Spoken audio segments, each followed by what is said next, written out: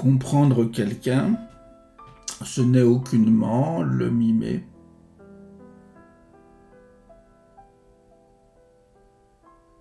Ainsi, par exemple, François Roustan, parlant de la posture, dit « Apprendre à ne rien savoir est l'essentiel de la posture hypnotique ».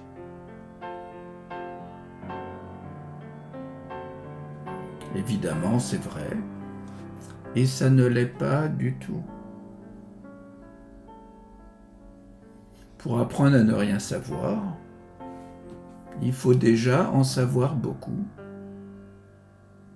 On sait beaucoup, mais on se met à l'écart de ce que l'on sait pour laisser une place de hasard, d'autre écoute, de silence.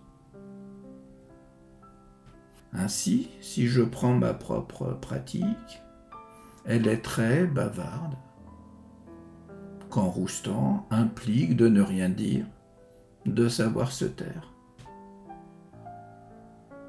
Pourtant, à côté des mots, il n'y a que du silence. La matrice des mots est silencieuse. Ces mots génèrent une forme de silence où quelque chose se dit.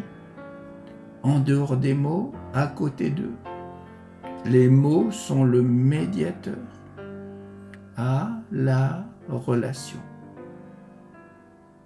On est à côté des mots, donc dans le silence qu'ils génèrent. Que dit toujours Roustan ? Il s'agit pour le thérapeute de ne compter que sur sa présence, son état d'être vivant, de participation. On ne saurait mieux dire.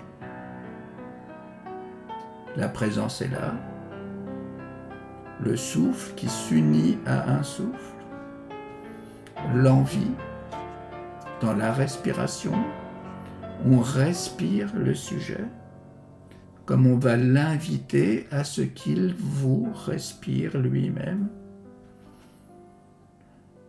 Quand il est dans son acte, il commence à se déplacer, à ne plus être exactement lui-même dans l'endroit où il était coincé. Qu'ajoute Roustan ? Pour cela, exercez-vous à être une pierre, un rocher, une fleur.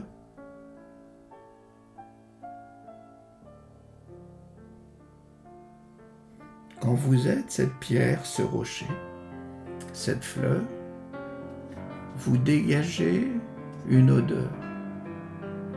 Dit autrement, une vibration.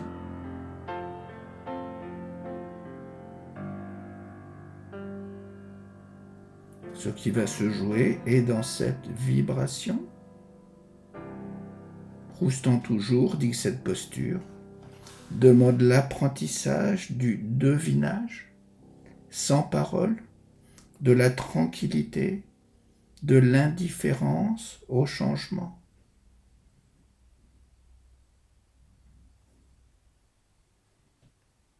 Il précise notre manière d'expérimenter l'hypnose est la posture physique. Elle s'obtient par soustraction, être là et ne rien faire, sans intention, sans but, sauf celui d'être en relation. C'est exactement ça. Par une autre pratique, quand le patient dira oui, il entre en relation. Il a laissé tomber son intention première. Il commence à se dégager lui-même de son but, à ne rien faire. Et là commence quelque chose.